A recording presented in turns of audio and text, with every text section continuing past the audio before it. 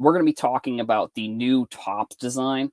And usually, like I said a little bit earlier, Topps comes out with their flagship product design in January. It was actually something that we talked about on Hobby Hotline, which is which is a show that I'm on with a bunch of a great group of other content creators. It's on Tuesday and Saturdays. So Tuesday nights and then Saturdays, I believe it's at 11 a.m. Eastern time. So if you haven't checked out that show or checked out the YouTube channel, make sure you go check out there. But so we were talking about the design, and one of the big changes I think that we've seen over the past couple of years with this design is they brought back the border.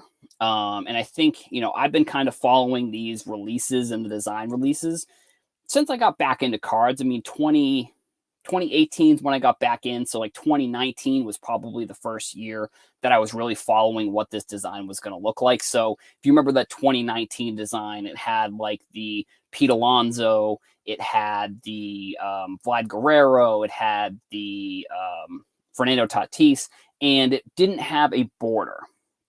And one of the things that I think a lot of people, I think one of the interesting things to do when if you're creating content or anything along those lines is to look at what people are talking about in the comments if you're looking for content to make. And one of the things that I definitely noticed a lot of people were talking about was the border, which was funny because then they brought the border back. And then people talked about how they didn't want a border. I mean, I don't think anyone is going to be happy, I guess, people are happy, but I think sometimes what you find is that you'll always be able to, with internet content and within sports cards for sure, you're able to find someone who's arguing the other point. You're never going to run into a situation where 100% of everyone agrees. I've been seeing a lot of positive feedback on this design. 1 Million Cubs is a Twitter account that I think he's also part of Hobby Hotline. And he put out a really good tweet that was like every 20 years, they kind of do this design with the multiple images on the card. I really am a big fan of this design overall. I mean, I think it encapsulates sort of the classic design, but also like adds in sort of the newer elements that they've been adding over the past few years. Like if you go back through 2020, 2021, then 2022, they've been sort of, in my opinion, what happens with Topps designs is they go through phases where they go through different styles. And I haven't really noticed that over the past few years, they've kind of stayed sort of similar with this design. I think this is another example of the style that they've been going with. You can kind of go back, like I said, throughout the years and see that there was a certain style, and that even could be the designer himself or herself that was designing the cards. They were with the company for however long, and then after a certain amount of years, they left and they brought in a new designer. Or it could just be that Topps is choosing to change the style of the design. Like they could. Another possibility. I'm kind of just thinking, I'm coming from a design background. Like I went to school for graphic design.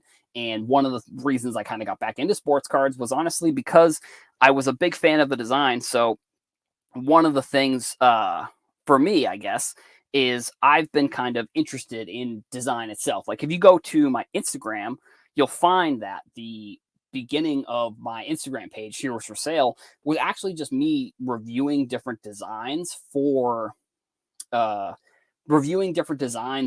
baseball cards. So like the design is something that I've definitely been kind of really focused on and interested in over the past since I've been in sports cards. I mean, it's, graphic design is one of the things that I do a lot in my spare time, and it's something that I have a lot of fun doing. So like following sports and kind of combining it with design and all that kind of stuff. Sports cards is the perfect way to kind of combine all that type of stuff, the marketing as well. But so with Topps, it could even just be that they're laying out, like they're saying, here's the next four designs for the next couple of years. I guess that could be one possibility of what Topps is doing.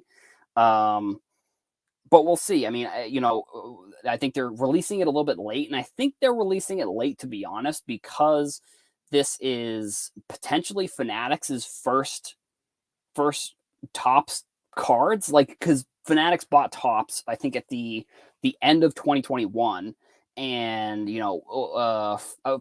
from my knowledge of the card creation and product creation, it takes like 8 to 12 months to really kind of release a product, like going through production, going through packing all the cards, packing all the boxes, shipping them out, all that kind of stuff. So I think at that point, Fanatics probably said, we want hands in sort of the next design or the next product and how we're going to do it. And this could be the first one. Like, I don't know if next year Topps cards are going to start having Fanatics logos. I think that's a possibility, because Fanatics is obviously they bought Topps, but I think one of the things that Josh Luber said was that Topps wasn't going to become Fanatics. I think that's what he was saying. No, sorry, to go back a little bit before they bought Topps, when Josh Luber was doing interviews and all that kind of stuff, he said that Fanatics wasn't going to, it was going to be a different company that was making cards, which at that point they probably knew, or they had some sort of idea that Topps was going to be in the possibility that they were going to be able to buy. So I think that was one thing that he probably looked at and said, well, it's not going to be, once Fanatics starts making sports cards, it's not going to be, the card company is not going to be Fanatics. It'll be whatever their card company was, which now obviously we know is Topps. I don't know if, I think I've talked about in other videos with Panini, like they don't know if I don't know if Panini is going to be bought by Fanatics or how that's going to go. But I think this is the first design or release that Fanatics is going to have for Topps. And I think one of the things with this flagship product, I think that they should do is I think they need to get rid of Topps Update. I think that they should just do Series 1 and Series 2 and then, but spread them out more. Like Series 1 should come out at the beginning of the year. It should have, I think, there's a couple different thoughts I have here. Like, because the way that Topps is sort of manipulated when rookies get their cards, like Adley Rutschman is a potential AL Rookie of the Year candidate, but he's not going to have his rookie card until Series 1 of next year. Wander Franco is very similar. And Randy Rosarena was a rookie. He got his rookie card in 2019, and then he won the 2021 Rookie of the Year. So sometimes it doesn't. I get it why Topps maybe does it, but it almost seems like they've sort of changed the process, and that Topps Update isn't as important. Like I know that what their plan is, and what they've done sort of since Ronald Acuna in a way, like they came out with the short print in Series 2, which is what they did with Vlad Jr. as well. And then Vlad Jr. and Acuna got their first cards in Topps Update. So I see kind of the business model and why they want to do it that way. I just think when it comes to the flagship product, it maybe gets a little bit complicated. And that's one thing with baseball cards. They can be a little bit complicated at times, like what is the rookie and what's not. Because the Bat Down, which I believe is the short print from Series 2 for Ronald Acuna, is way more expensive, but also we don't know how many of them there are. Like, I don't know. I wish it was a little bit easier to understand in a way.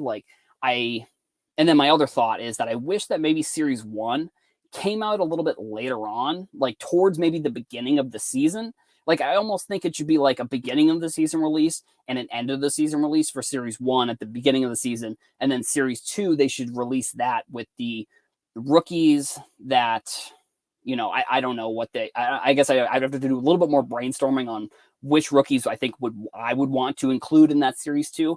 But it seems like, with this year, they did with Torkelson, Bobby Witt Jr., and Julio Rodriguez.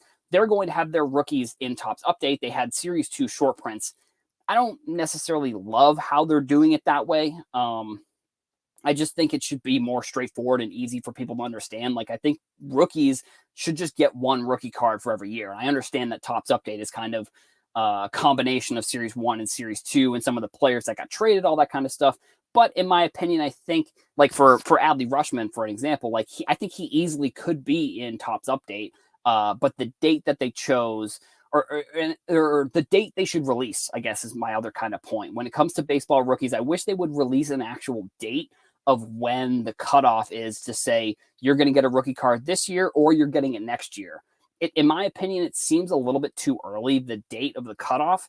The past few seasons, it's been like May or June, which I think if you go back a little bit farther, it's been in July. I think yes, you do need a cutoff date, but I just wish that they would say when the cutoff date was and not make it seem like they're doing it just so they can get rookies into next year's product for Series 1. Because, Series 1 for most years is going to be the best one out of the two. I think Series 2 from 2019 with Pete Alonso, Eloy Jimenez, Fernando Tatis, and then the short print for Vlad.